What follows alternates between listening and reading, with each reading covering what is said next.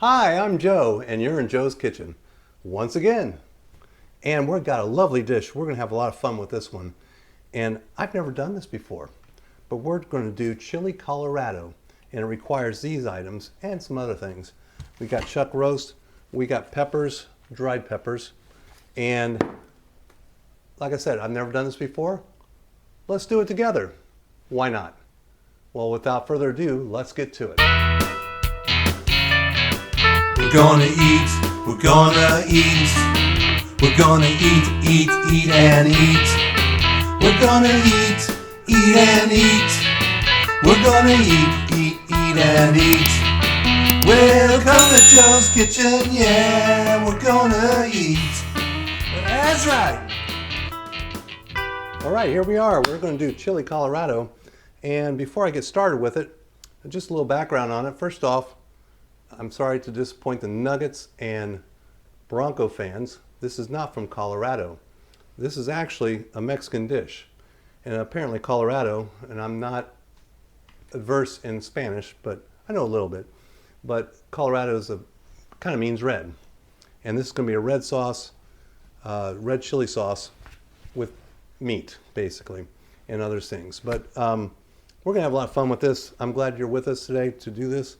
And we're going to start off working with the chilies. And what I have here is the ancho and the guajillo. Guajillo.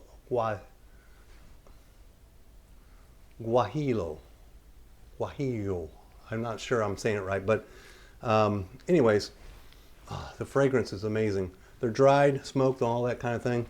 The ancho is actually a dried version of the poblano. A lot of people are aware of the poblano. It's very common in produce sections in your stores and supermarkets. The guajillo is actually from the maricel pepper. I guess it's not as common in your supermarket, but anyhow, it's a dried version. Both of them are mild and medium in heat. So this is not going to be a very hot dish. You'll probably have a little bite. Like I said, I've never made this before. We're going to find out. So we're going to start with the peppers. And I'll start with the anchos. And we're going to basically de-seed these. Take the stem out, de-seed them. And the way we're going to do that is we're going to cut the top off, discard it, and you'll see you can hear it too. It rattles. And there's a couple different ways we can do this. We can use scissors and just cut a line down to the end of it, like so. Spread it out. And just drop those seeds out of there, like so, right? And we're going to try to get all of them out. It doesn't matter if you miss a few, but anyways, we're going to try to get them all out. I've done most of these peppers already, but now we got the guajillo. And again, we just pop the top. And you could use scissors, but you can honestly, you can almost go in there and split it with your hand too. And so you can probably do either. I think the ancho, the hand works better. Scissors might be more required for this one actually. And we're going to go down there, cut them in half. Again, open it up and get those seeds out of there. All right, we don't want those in there. All right, and that's that. Put the seeds aside. You can put them in the garden and grow some peppers. I've been told that actually works. So the next thing we're going to do is we're going to preheat stovetop, and I've got a Dutch oven, and we're going to use this all the way through this whole process, which is nice. Now you could use other pans, but we're going to use a Dutch oven all the way through. Reduce how many dirty dishes we have. I'm going to set this temperature to, let's see, which one is it? It's this one here. And I'm going to use all burners on this thing. I'm going to put it on a medium high. I'm going to let that preheat. It may take a few minutes, so be right back. All right, well, while that pan's preheating, I want it to get nice and hot. I got it on a medium high.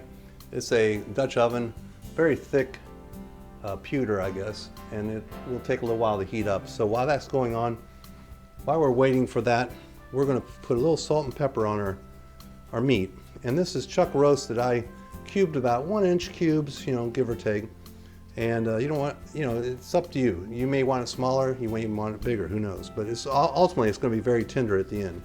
So we're doing a little salt. And this is a little light seasoning. A little pepper. Pepper, pepper. Just like so. And then we're just going to kind of mix that up a little bit. I might just, yeah, that's pretty good. And then put it right back in there for right now. There we go. And that's going to wait until it's turned to shine. All right, this pan is kind of getting hot now, so I think we'll go ahead and add the peppers to it. And what I'm doing is I'm just going to toast them a little bit, right? I'm not adding any oil or anything like that. I'm just dropping them in there. And we're just going to flip them around, let them get warmed up a little bit before we go further in our process here. This is the ancho and the Guajillo peppers. You can also use other peppers or add other peppers to this, like New Mexico pepper, Arizona pepper. I don't know what all kinds of peppers there are, but there are other varieties that you can use. And anyhow, we're not going to do that today. We're just going to use these two. I think the heat level is going to be perfect, and it'll be very flavorful. So we're just going to let those, and I'm just going to flip those around, kind of like so. And believe it or not, I mean, it doesn't seem like nothing's happening. I'm sorry, doesn't seem like anything's happening, but it is. You know, I can feel the heat, I can smell the aroma coming off these peppers. And so I'm going to let that settle in for another couple minutes. And once they're toasted, we'll take them out and move forward. Well, these are pretty toasted, pretty good. You can see the steam coming off them a little bit. And I'm going to pull them off temporarily. They'll get back in there eventually.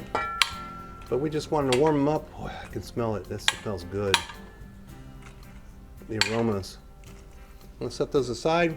And now we're going to get ready to saute some onions and put a little olive oil in there. Let that heat up for a second or two. Sure, shouldn't take very long. And slide that olive oil around a little bit. Again, I still got it on medium high. I'm going to reduce that heat a little bit because that's more like high. And I'm going to drop my onions in there. That'll cool it down a little bit. That's the noise we want to hear. If it doesn't sizzle, you ain't doing it right. Grab a spatula, just going to move those around in the oil. And we're just wanting this to get translucent, a little browning on the onion, soften up. Then we're going to add the garlic in. And like I said, I did turn it down a notch, so it should tame down a little bit, but that's fine. You know, as long as I'm moving it around, everything's great. Turn it down a little bit more. You know, cooking is being responsive. You know, you've got to react to what's going on. Everybody's equipment's different, so you never know. I'm going to drop that garlic in now. That, by the way, was one full sweet onion, and this is basically 4 cloves of garlic, chopped up. There we go. And we're going to mix that in, and we want that garlic to release its fragrance, and it won't have to go too far. We just want to get those onions nice and soft and toasted, and you can see they're kind of getting brown and caramelized, and that's what we're looking for, folks. And now it's time for the broth. We're going to add the broth in. This is 1 container. Ooh, that's hot. 1 container of, I'm using low sodium beef broth. And you can use whatever broth you want. This is what I'm using. And we're going to let that come to a boil, but we're going to also add our peppers back in, folks. Just like so. Just like that. And let those soak in there. And what we're going to do here is we're going to let it come to a boil, which actually shouldn't take too long. It was pretty piping hot earlier. I'll turn that up a little bit, just get that boil going. Then we're going to shut it completely off and cover it. And we're going to let that steep for about 30 minutes. Let those peppers soften up. Basically, we're rehydrating those peppers. And we're also incorporating all the other flavors in those peppers and in this whole broth. And we're going to move forward from there and make our sauce. And it's come to a boil right now, so I'm going to cut it off. And we're going to put the lid on wherever it might be. There it is. There it is, folks. I'm going to set the timer. 30 minutes. And in 30 minutes, we'll come back and we'll move forward on this whole thing. It's already, this kitchen smelling wonderful. Well, I think I need to slow down just a bit. No, I almost forgot. Just put these ingredients in. What we have is oregano. Preferably you want Mexican oregano. I couldn't find it, but and I also have cumin. And basically I have 3 teaspoons of cumin, 2 teaspoons of oregano. We're going to drop that into this broth. It just started steeping, so that's fine. I'm going to drop that in. I don't know if you can see that or not, but I'm going to drop that in. We're going to stir it in with a spatula. Just let that dissolve in there really good. And yeah, make sure all those peppers are sunk down good. Cover it back up and let the timer keep. We got about 25 minutes now, and we'll be back in that moment of time. It's been 30 minutes. It's time to proceed with our procedure. Anyhow, we've got this Guajillo and ancho chilies simmering with the beef broth, and onions and garlic, oregano, and cumin. So our next step, and it's not real hot now, but it's still simmering, but you can see, like, get a close look up at this. You can see how different these are now. They're like soft, they're pliable. That's how we want them. And we're going to move forward to taking this and putting it in our food processor. So hopefully I don't spill anything here. We're going to drop it in the food processor.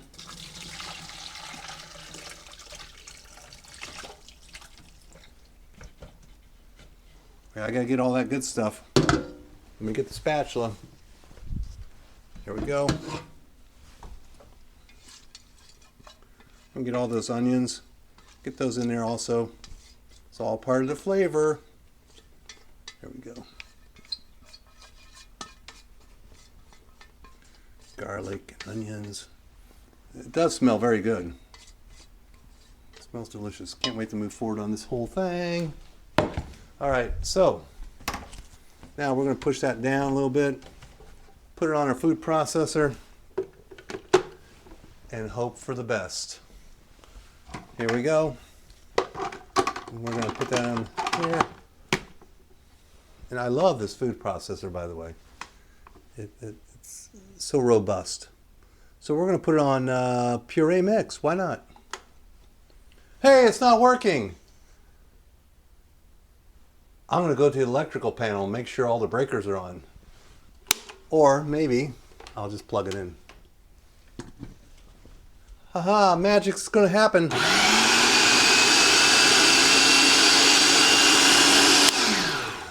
So I'm going to blend this really good so that I get everything like pulverized, so that it's all liquid and not solid, basically. So it's going to be some solids involved here, but we're going to, ultimately, after the step, you could actually strain it and get the sauce after you strain it, but I'm going to actually just use it as is, but I'm going to try to puree it really good so that it gets very liquefied.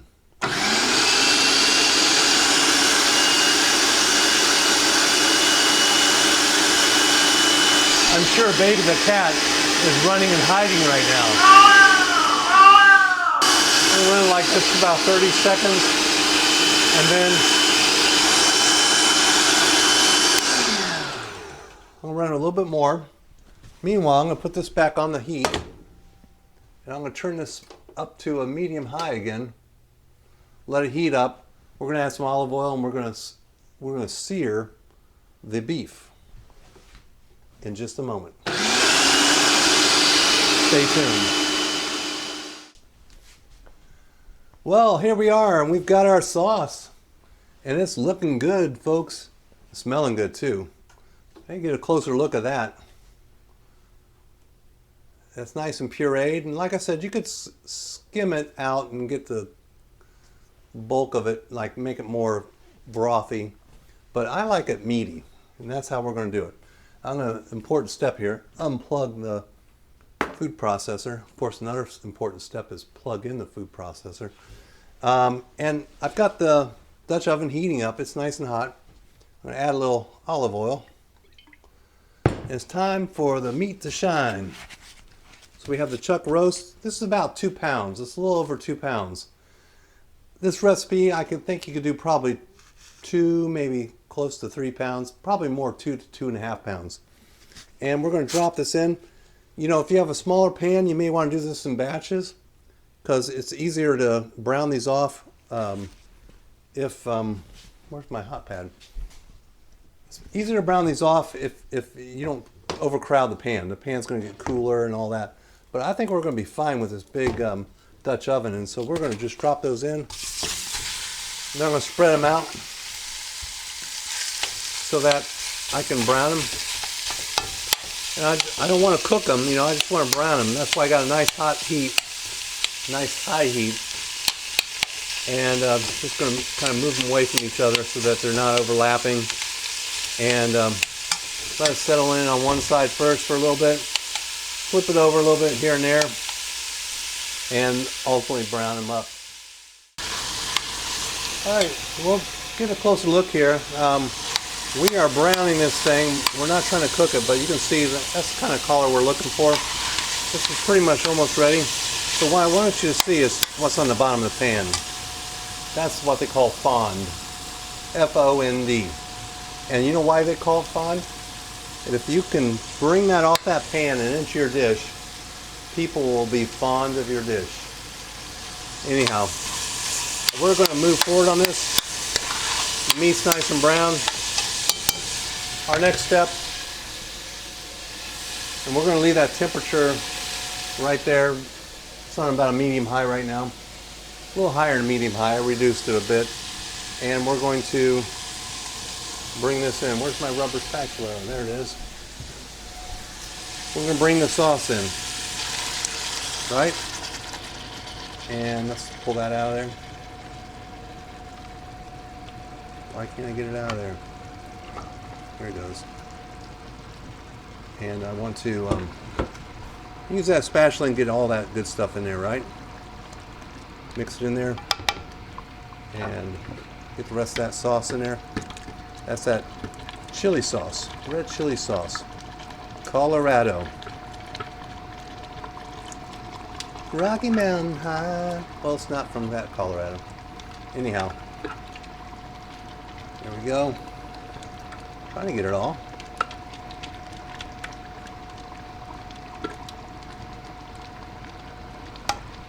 And, oh yes, we're going to reduce that temperature now to a simmer because it's definitely boiling, right? And we're going to mix that in a little really good. That's all the hard work, folks. Now we just let it simmer for 2 hours. 2 hours till heavenly goodness. We hope. I hope I did it right. And you've been doing it with me. And I'm so glad. Let's see what this ends up like in 2 hours. CRS, folks. CRS. You figure it out. But anyhow, I forgot the bay leaves. They go in now too. 2 bay leaves. And yeah, we're going to drop that in there. We'll fish them out later. And that'll just add to the flavor. But I did taste this. It's not even hot at all. You could spice it up different ways. You could use different dried peppers that are a little more heat to them. Or you could dice up a raw jalapeno as you're going through the process. But you know what? This is giving me the flavors. And it's interesting because it's like I put 2 tablespoons of chili powder in there. I didn't. It's those chilies. And they're just bringing that smoky, earthy flavor to this dish. And I'm excited about the end result. But we're going to cover this, by the way. We're going to cover this as it simmers. And I got to make sure it doesn't boil out. I'm going to adjust it if I need to. It should be on like a low simmer for 2 hours. I'm going to set that timer right now.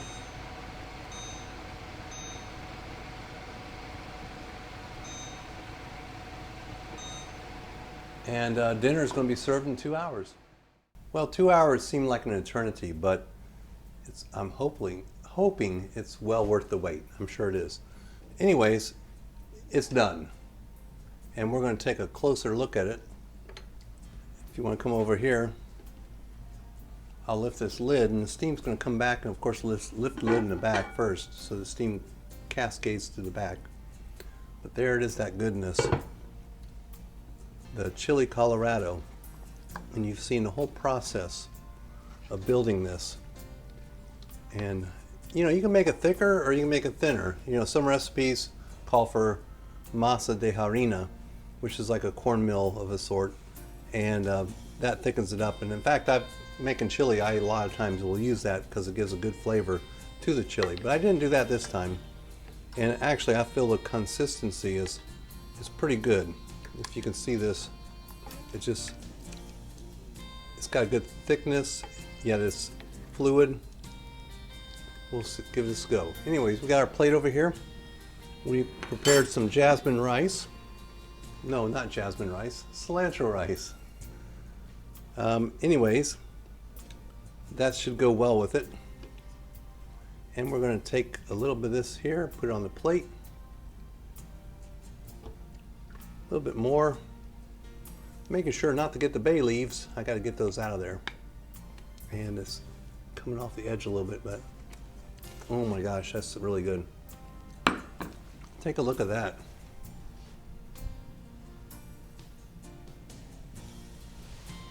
Did you get a good shot of that? Oh my gosh. And the steam coming off that, so the aroma is amazing. Anyways, we've got different ways we can enjoy this. You know, I'm going to garnish it a little bit first, put a little cilantro on that, give it a little nice color. And you can have it with tortilla chips. You can have it with rice.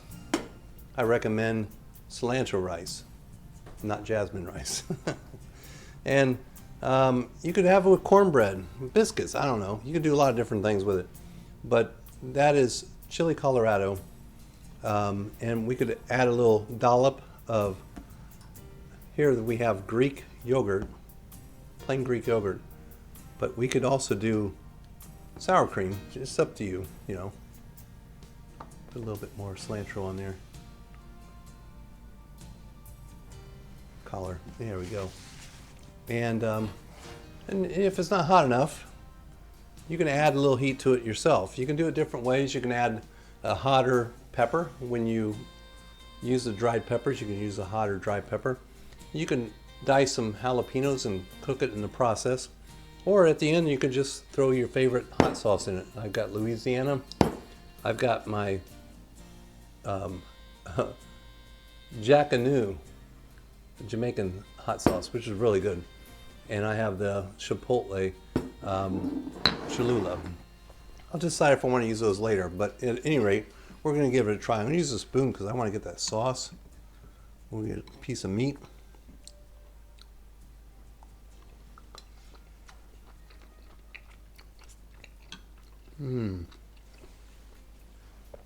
Tender, very rich in the flavors of chili. Very good. But I'm going to try one more. A little bit of rice.